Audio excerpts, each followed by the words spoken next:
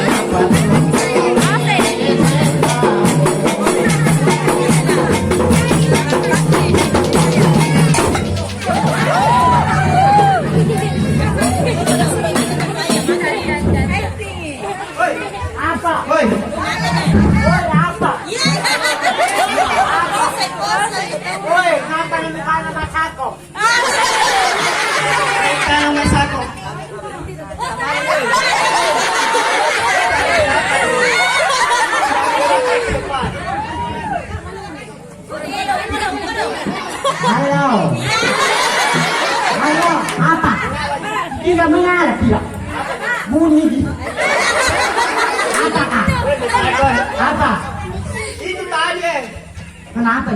Kenapa kau lempar bambu? Itu tadi. Iya. Tidak lempar, dia kalepu. Iya. Tapi dia tak lepus. Iya. Iya, tapi hampir kena kakiku. Hampir kena kakimu. Iya. Kenapa kalau nak kena kakimu? Kenapa? Ini kakiku masih mau kupakai. Oh, kakimu masih mau dipakai? Iya. Kenapa kamu tidak simpan di lemari, tolong?